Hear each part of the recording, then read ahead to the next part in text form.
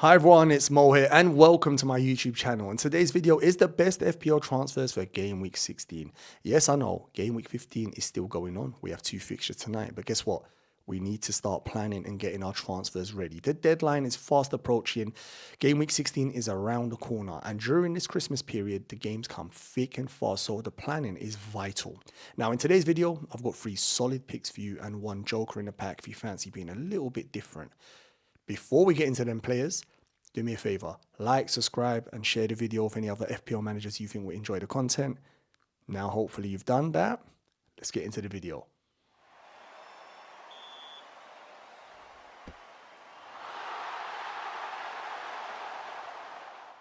Right, let's have a look at the first transfer I'm looking at for game week 16. Can you guess who it is? Oh yes, it's Anthony Gordon.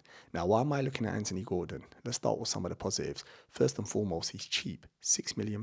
In fact, he's the highest scoring midfielder under 6 million. Like, he's having a great season. I mean, Lords frowned when they bought him from Everton at that price tag. Now, no one even mentions it. Tells you how well he's doing. Another positive, he's had 6 goals, 5 assists from just 1,060 minutes. So it's a really good return, especially when you factor in that price. He's basically an enabler. Unbelievable.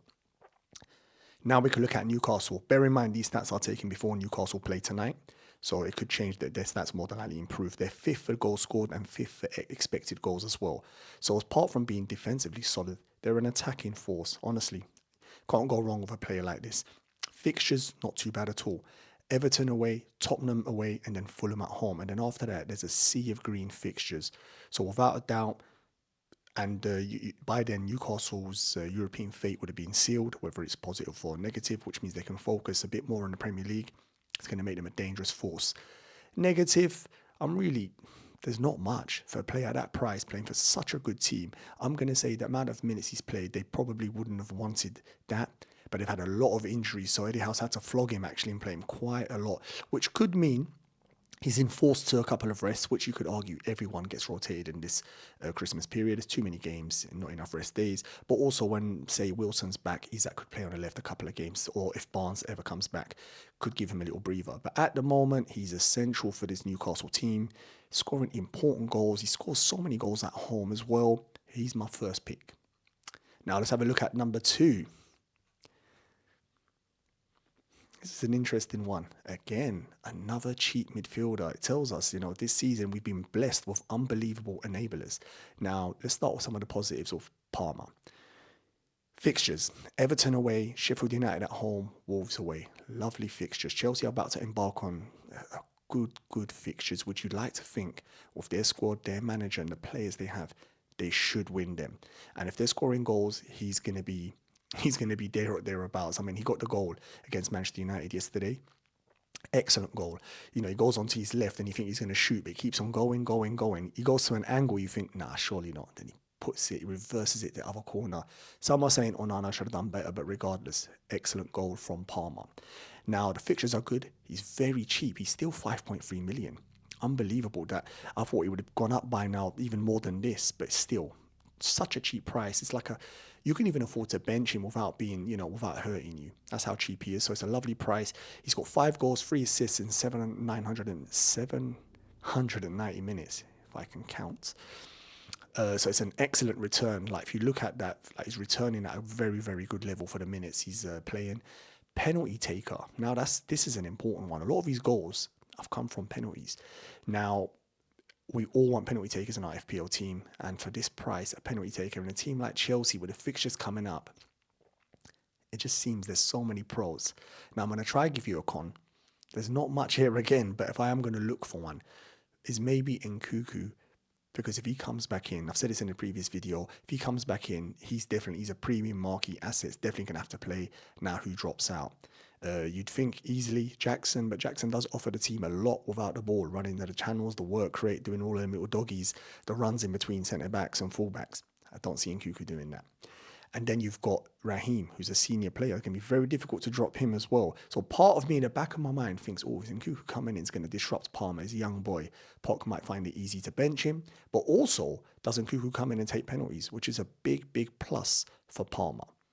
Having said them two potential negatives, I think the pros outweigh any of them negative, because them negative are big, big assumptions where the positives are actually, they're tangible, they're happening now. The fixtures, the price, the goals he's returned, they're there.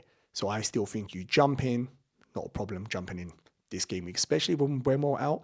The reason these two picks I had them is potentially in Mbeumo with his ankle. A lot of us are going to be looking to move off him. Two perfect candidates with my first two transfers. Now, let's go to number 3. Who we got here? Right. This is FPL legend we got right here. Another Newcastle player. Obviously, my pick 1 was Gordon.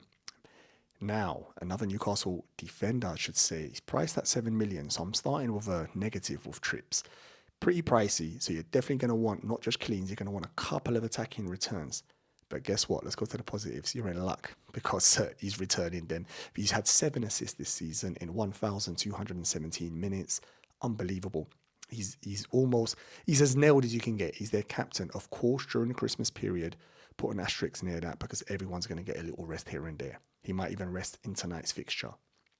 So always bear that in mind. But his probability of playing minutes throughout the season, he's going to play the majority, at least 95% or higher.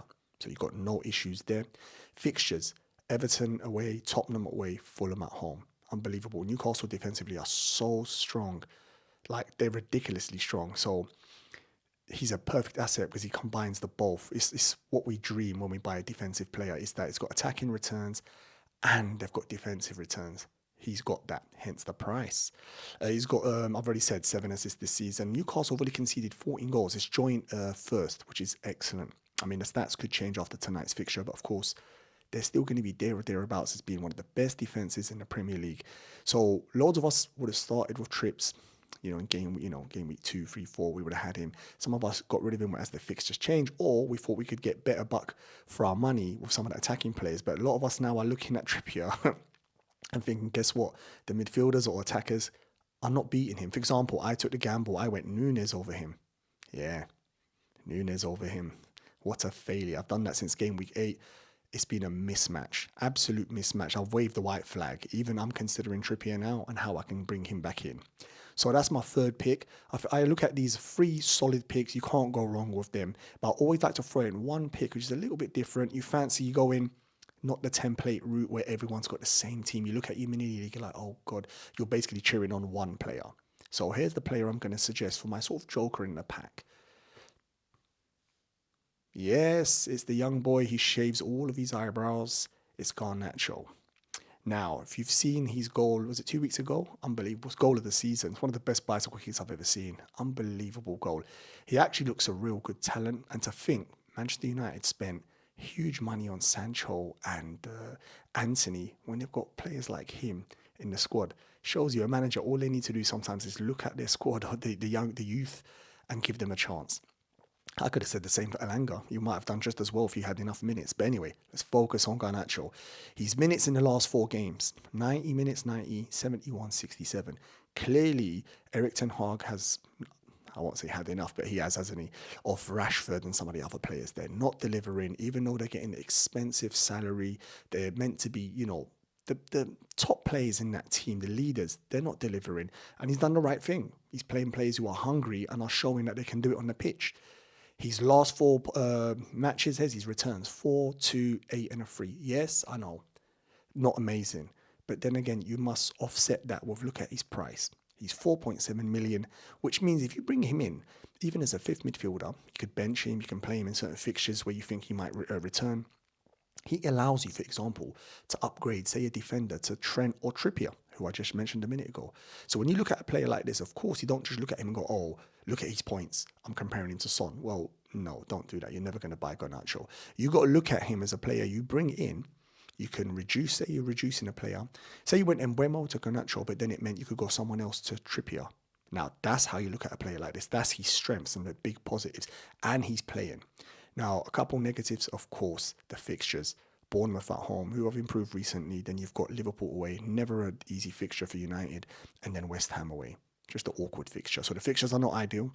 And then, again, I have to mention, Rashford and rotation is the potential risk for a young player like this. Once he has if he has a bad game, he could drop to the bench. I hope that's not the case, but it tends to happen.